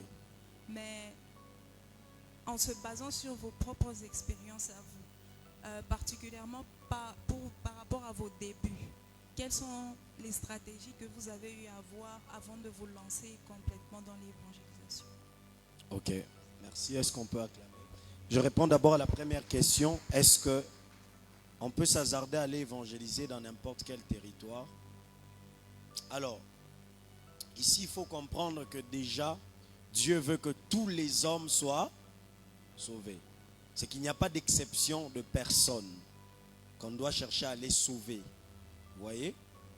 C'est-à-dire, quiconque est perdu a besoin d'être sauvé et c'est la volonté parfaite de Dieu que nous annonçons à ces personnes. Mais est-ce que nous devons aller dans des milieux qui nous exposent à la tentation pour évangéliser? Non. Mais si on a le moyen d'atteindre ces personnes là où on n'est pas trop exposé, on peut le faire. Mais ça dépend aussi. Si c'est Dieu qui t'envoie, je dis bien si c'est Dieu qui te parle clairement, il dit aujourd'hui, va là où il y a des prostituées pour leur parler, pars. Mais de toi-même, je te le conseille pas, trouve une autre stratégie. Tu vois, pour ne pas t'exposer par exemple. Ça c'est un peu ça. Mais nous sommes appelés à aller évangéliser toutes sortes de personnes. Les stratégies, il y en a beaucoup. Deuxième question, les stratégies, il y en a beaucoup. J'ai parlé déjà de ta vie. C'est une stratégie. Ta manière de vivre. Vous savez, il faut que les chrétiens arrivent à vivre intentionnellement dans le but de gagner les âmes. Il faut que ça soit intentionnel de vivre bien pour le salut des âmes. Vous voyez? Il y a la stratégie de présenter une âme à Jésus avant d'aller la parler à elle. Il y a la stratégie de l'invitation à l'église, ce que j'appelle opération André. Je ne peux pas parler à la personne de moi-même. Je l'invite à l'église parce que je sais qu'aujourd'hui on a un programme d'évangélisation à l'église ou un message du salut. Tu vois? Là c'est dans les cadres où tu te dis, cette personne je ne suis pas sûr qu'elle va m'écouter. Moi, elle va me prêter oreille. Tu peux l'amener à ton responsable ou à l'église. On appelle ça l'opération André. Qui a amené Pierre à Jésus? C'est André. C'est fut André, frère de Pierre, qui amena Pierre à qui? C'est ce qu'on appelle l'opération André. C'est mon ami, j'ai du mal à m'ouvrir à lui ou à elle. Qu'est-ce que j'ai fait? J'organise un rendez-vous où il y aura un responsable à moi, un pasteur, un coach qui peut lui parler à ma place. Où je l'invite dans un culte, mais avec intention, on lui parle de Jésus. Vous voyez? Il y a plusieurs stratégies, ça dépend des types de personnes. Et par hasard, mais tu sens que tu dois vraiment les parler de Christ. Comment s'y prendre? ça, c'est ce qu'on appelle l'évangélisation instantanée. Tu n'as pas le temps de prier. Tu n'as pas eu le temps de prier à la maison. Mais on sait qu'un chrétien prie pour sa journée. Quand tu as l'esprit évangélique, je crois que tu recommandes les personnes que tu rencontres entre tes mains. Seigneur, permets-moi de parler à celui à qui tu veux que je parle. Vous voyez? Tu as déjà prié à la maison. Et cette conviction de parler à la personne ne vient pas de toi. C'est parce que Dieu sait que tu es prêt à lui parler. C'est instantané. Là, il faut prier dans ton cœur, que Dieu te donne le mot qu'il faut, les stratégies qu'il faut. Tu comprends un peu, hein? Là, tu n'as pas besoin de parler avec lui et puis aller d'abord prier après, prendre seulement son numéro. Non, tu peux lui parler là-bas et aller prier pour lui après. Voyez. La prière peut précéder l'évangélisation, tout comme ça peut venir aussi après. En fait, la prière, on commence par la prière et on continue par, avant d'évangéliser, tu pries pour l'âme. Après l'avoir évangélisé, tu continues à prier pour elle. C'est ça. Mais quand c'est instantané comme ça, parle. Dis ce que le Seigneur te met à cœur et tu peux gagner cette âme-là. Une autre question. Mais il y a un verset ici, 2 Timothée 4:2. La Bible dit, prêche la parole, insiste en toute occasion, favorable ou non. La Bible nous encourage à parler de Jésus dans toutes circonstances. Bonne ou mauvaise. Le deuil est une occasion. Tu peux avoir un ami fumeur, ivrogne, il perd sa mère, c'est une occasion. Utilisez toutes les occasions pour parler de Jésus. Vous voyez? Je pars visiter mon ami, il est endeuillé, c'est vrai qu'il est brisé, ça peut être une occasion. Bon ou mauvais? Alléluia. Favorable ou non? Reprends-le, censure-le, exhorte-le, dit la parole. Une autre question? Vas-y. Merci beaucoup, pasteur. Nous sommes toujours dans le cadre de l'évangélisation. Maintenant, ma question est celle-ci.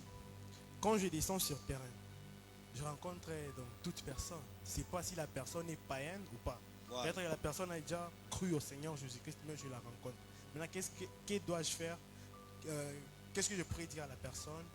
Comment je peux faire pour essayer un peu de parler avec la personne? Si la personne Une très bonne question, j'aime. Jésus-Christ comme Seigneur et Sauveur. Alors, merci. Sache une chose, les seigneurs ne nous envoient pas que vers le païen. L'évangélisation a plusieurs niveaux. Il y a l'évangélisation des non-convertis, il y a les évangélisations des rétrogrades. Tu vois un peu. Et donc, il y a des gens, Dieu t'envoie vers lui simplement parce qu'il veut que tu les ramènes sur le droit chemin. Toute personne que nous rencontrerons ne sera pas toujours païen ou païenne. Mais il y aura des ex-chrétiens, il y aura des rétrogrades, il y aura ceux qui veulent abandonner la foi. Alors, première chose, il faut toujours être à l'écoute de l'esprit. C'est l'un des domaines où l'évangélisation est l'un des domaines dans lesquels vous devez être connecté à l'esprit. Moi, quand j'évangélise, j'aime le faire selon la direction de l'esprit. Tu vois, tes questions peuvent t'orienter. Tu vois, c'est pourquoi tu dois avoir une certaine connaissance. Il ne faut pas que quelqu'un te dise, oui, j'ai déjà reçu Jésus parce que j'ai été baptisé, toi aussi tu passes. Ça veut dire que toi aussi tu ne connais pas c'est quoi recevoir Jésus. C'est quoi donner sa vie à Jésus. Les réponses, c'est pourquoi il y a ce type d'évangélisation, d'interaction, des questions-réponses. C'est parmi les stratégies. Tu vois, il y a plusieurs méthodes aussi d'évangéliser. Prochainement, je pourrais parler des types d'évangélisation, dans lesquels il y a l'évangélisation en public, porte à porte, tu vois. Il y a ce genre d'évangélisation. Mais lorsque tu es en face d'une personne, l'esprit peut te dire son besoin.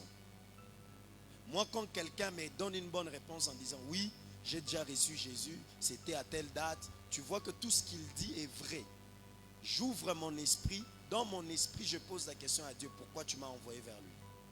Je change mon message, je ne lui parle pas comme quelqu'un que je veux faire recevoir Jésus, mais comme quelqu'un que je dois exhorter, comme quelqu'un que je dois encourager. Dieu peut t'envoyer vers quelqu'un pour que tu lui dises, toi aussi tu peux faire ce que j'ai fait. Dieu peut t'envoyer vers quelqu'un pour lui dire, reviens dans le droit chemin. Trouve quelque chose à lui dire. Il y a toujours quelque chose que tu dois lui dire. Même s'il te dit, je suis serviteur dans une église.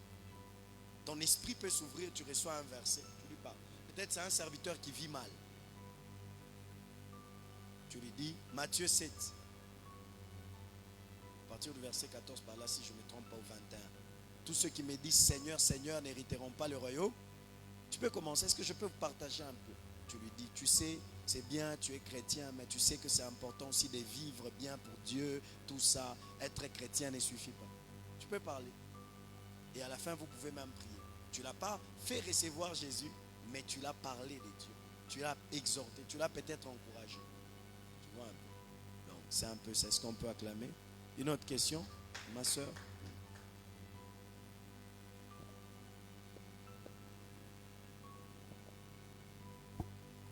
Merci pour la parole. Je devrais savoir, en matière d'évangéliser, est-ce qu'il y a des étapes? À quel niveau? Une fois que tu rencontres quelqu'un, tu veux parler de Jésus. Est-ce qu'il y a des étapes que tu vas commencer à procéder ou toi, il faut seulement parler au hasard? Que tu te Bon, les premières étapes, c'est ce que je vous ai donné, non? Vous étiez là? Donc, les étapes à suivre quand vous lui parlez. Ça, déjà, c'est un exemple des étapes à suivre. Que j'ai appelé les 4 lois spirituelles. Tu commences par lui parler de l'amour de Dieu. Tu lui fais part de son état. Hein? Et puis, tu lui présentes la solution. Et puis, tu lui donnes la solution. Tu lui fais accepter Jésus. Si vous lisez là-bas, vous verrez. Mais il n'y a pas que cette méthode à procéder. Il y a plusieurs. Vous voyez? Dieu peut te dire, pour lui, parle-lui juste de l'amour de Dieu comme le Père des orphelins. Il y a plusieurs angles dans lesquels tu peux partir. Mais l'objectif, c'est que, malgré que tu peux changer la manière de faire, mais l'objectif est que la personne comprenne que Dieu l'aime, qu'il est séparé de Dieu et qu'il a besoin de Jésus pour revenir à Dieu. Vous voyez, les 4 choses. C'est tu dois toujours finir par lui donner Jésus comme solution. Vous avez une question derrière? Hein, ma soeur? Derrière. Vous qui regardez derrière, c'est vous la dernière personne. Vous avez une question? Okay. Quelqu'un d'autre a une question? Oui, le berger. Ma soeur, c'est bon? Tu as compris? Ça va vraiment vous aider pour le début surtout. Je vous conseille de suivre ces 4 lois spirituelles, point par point. Tu peux le maîtriser en tête pour ne pas sortir comme un amateur, hein, comme un apprenti quand tu évangélises. Tu peux avoir ça même en tête ou écrire ça sur un petit papier, tu mets ça dans ta Bible, tu vérifies les références. Oui. Non, moi je n'ai pas de questions. Je pense que les gens n'ont plus de questions. Est-ce que vous êtes prêts à aller évangéliser même demain, après-demain? Vous êtes prêts? Quelqu'un peut le faire? Amène-nous une âme. Je serai là demain. Amène quelqu'un que tu as évangélisé. Ici, j'aimerais... Oui, vous avez... Non. Ici, j'aimerais dire une chose. Ne vous mettez pas la pression. Retenez cette phrase, je finis par là pour conclure. Ce n'est pas l'homme qui convainc les âmes. C'est le Saint-Esprit. Il y aura des moments où vous serez culpabilisé parce que ce que vous avez fait n'a pas produit des fruits apparents. Mais ce n'est pas votre rôle de convaincre. Votre rôle, c'est de parler. Si quelqu'un dit non, je ne reçois pas Jésus, ce n'est pas grave. Tu peux revenir un autre jour, mais retiens que tu as sémé quelque chose. Un autre évangéliste peut passer par là, il arrose. Et 10 ans après, tu peux voir cette personne devenir pasteur, tu t'étonnes. Tu as même déjà oublié. Moi, j'ai des gens qui me parlaient à l'Ikassi là-bas. Je n'écoutais même pas ce qu'ils disaient. Mais c'est quand je suis devenu chrétien que je me suis rendu compte. Donc même ceux qui disaient là, ça faisait un travail quelque part. Il y avait des frères que même je fouillais. Tu les vois, ce type ici de l'église telle, j'ai fouillé. Mais quand il est avec toi, il te parle, il t'exhorte. Sur les champs, ça ne produisait rien. Peut-être qu'il priait même pour moi à la maison. Mais aujourd'hui, je suis ce que je suis. Il y a une question ici. On finit peut-être par là. Donc, ne vous culpabilisez pas parce que la personne a dit non ou elle ne change pas directement. Amen. La Bible déclare, lorsque le Saint-Esprit sera venu, il nous convaincra en ce qui concerne le jugement, la justice et le péché. D'accord, pasteur. Ma question est celle-ci. Comment aborder les grandes personnes comme papa? Tu rencontres comme un papa, une maman. Comment tu peux l'aborder? Comment tu peux parler avec un papa, une maman? Déjà, n'aimez pas la peur parce que celui de qui tu viens parler est au-dessus de ses papas ou de cette maman. Alors je vais répondre en deux volets. Si c'est tes parents, la meilleure stratégie c'est ta vie. Dieu a toujours son temps pour gagner chaque personne. Dieu peut te prendre toi et t'aimer dans une famille comme jeune chrétien, un enfant. Mais sache qu'un jour, si tu vis bien et qu'ils voient que tu as réellement Dieu, un jour, il y aura un problème, ils te chercheront. Et tu peux en profiter. Tu vois? Mais supposons que tu vis mal, ton père ne croit pas en toi. Le jour où il y aura un problème, il cherchera un autre homme de Dieu. Mais pourtant, il a un homme de Dieu dans sa maison. Si ta mère peut t'appeler pour prier pour elle, c'est qu'elle a compris que tu as quelque chose. Tu vois? C'est très intéressant. Ça veut dire que ta vie produit des fruits. Et une personne qui t'appelle comme ça pour prier pour elle, tu peux l'évangéliser. Tu peux aussi la dire, maman, est-ce qu'on peut partager un peu? Parce que déjà, elle a vu quelque chose en toi. Mais maintenant, en route, tu dois être juste poli. Je ne crois pas que si tu dis que je veux vous parler de Jésus, parce que c'est une grande personne, elle va dire, toi, tu vas me dire quoi? Non. Tu vois? Tu lui parles de quelqu'un qui est au-dessus de lui. La politesse doit être la règle d'or, la manière de faire. C'est une grande personne, tu ne lui parles pas comme n'importe qui. C'est une grande personne, tu ne lui prends pas le temps comme n'importe qui. Tu peux prendre rendez-vous chez lui, s'il t'accepte, ou l'arrêter s'il veut, à un endroit où vous pouvez vous asseoir. Vous voyez? On peut même moderniser l'évangélisation. Tu peux inviter même quelqu'un à un restaurant. Oui, frères et sœurs, moi je prie que Dieu me donne beaucoup d'argent. Je peux commencer à faire des agapés. Objectif, les gens viennent bien habillés, manger, mais à la fin, j'aurai 10 minutes pour évangéliser. Tu vois? Tu as ton argent, tu appelles tes amis, tu sais qu'ils aiment aller au restaurant, tu les appelles. Mais les sujets, ces jours-là, tu dis, mon cher, je voulais qu'on réfléchisse un peu sur quelque chose. Tu sais, vous me connaissiez, regardez comment je vivais, mais regardez. Vous savez, depuis que j'ai rencontré, tu trouves une méthode, tu parles. Tu vois? Donc, il y a plusieurs méthodes. Oui. Quelle est la méthode qu'on peut appliquer face à des personnes religieuses comme le catholique, musulman? Très bonne question. J'ai parlé de ça comme obstacle. La connaissance est la meilleure méthode. Par exemple, moi en ce moment, je suis en train d'étudier les failles des musulmans. Tu vois? Tu ne peux pas aller évangéliser ces personnes si tu ne connais pas leur doctrine ou leur point faible. L'évangélisation, c'est comme la guerre. Plus tu connais les points faibles de ton adversaire, plus tu vas les renverser. Au début de ma foi, j'ai beaucoup gagné les catholiques parce que je connaissais leurs points faibles. J'en ai gagné beaucoup. Et à mon église, il y a beaucoup des ex-catholiques. Tu vois? Instruis-toi, apprends, sois convaincant. Parce qu'un musulman, il naît avec les Corans. Il apprend les mots du Coran à son bas âge. On l'apprend à réciter de prières. On l'inculque cela. Mais qu'est-ce que toi tu vas lui dire? Et il y a certaines religions aussi, les paroles ne suffiront pas, il faut la puissance. C'est pourquoi la Bible dit, il y a une définition de l'évangile, Romains 1, 16, l'évangile est une puissance de Dieu pour les saluts de quiconque croit. Il y a une puissance derrière.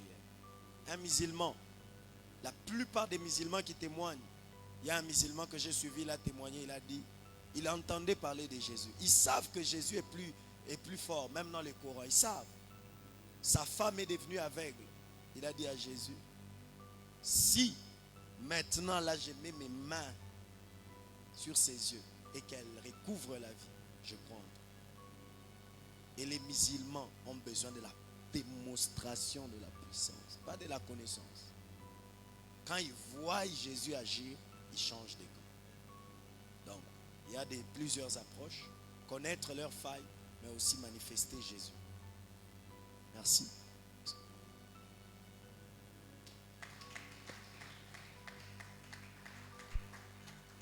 Un très grand merci au pasteur Franck. Je pense que nous avons beaucoup appris en ce qui concerne l'évangélisation. Il est venu encore nous parler de ça.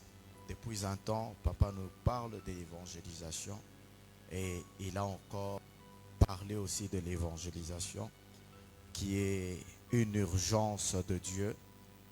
Si vous regardez les thèmes, on a même parlé de l'évangélisation, appel de l'Église et devoir de tout chrétien. Donc tu dois comprendre que l'évangélisation est un devoir pour toi. Alléluia. Donc à partir d'aujourd'hui, mets-toi dans la tête que tu dois gagner les âmes. Que le Seigneur nous bénisse abondamment. Alors nous allons procéder comme ceci. Nous allons prendre une pause. Et après, nous avons déjà donné le programme pour ceux qui sont là. Mais à partir de 15h30, la session du soir.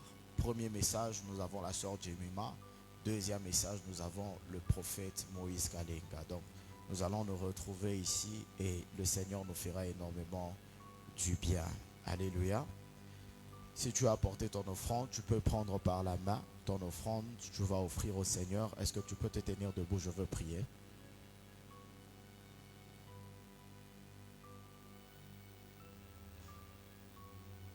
Je veux prier. Père éternel, merci pour ta présence, ta faveur. Merci encore de nous rappeler ce message sur l'évangélisation.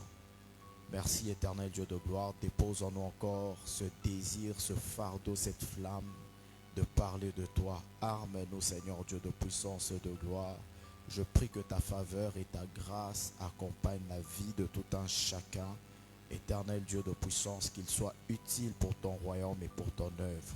Dans le nom puissant de Jésus-Christ de Nazareth. Éternel Dieu de gloire, souviens-toi de ce frère que tu as gagné, qu'il en gagne aussi d'autres, Seigneur Dieu de gloire.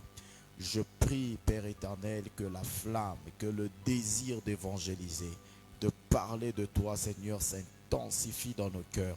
Même pour ceux qui nous suivent en ligne, Seigneur Dieu de puissance, je prie, ô Dieu, que la flamme, ô Dieu, et que le désir d'évangéliser augmente encore au-dedans de nous. Que la gloire, le règne et la puissance te reviennent à toi seul. Dans le nom puissant de Jésus-Christ de Nazareth. Amen. Que le Seigneur nous bénisse abondamment. Nous sommes arrivés à la fin.